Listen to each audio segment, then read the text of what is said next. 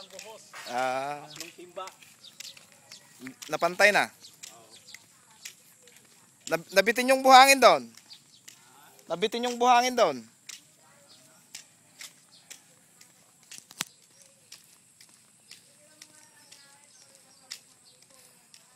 Yan yung poste niya, Bilas.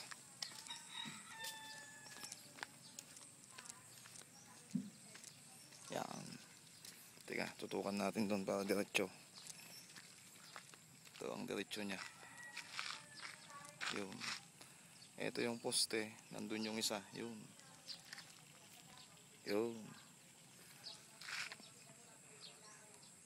May hagda-hagdan yan.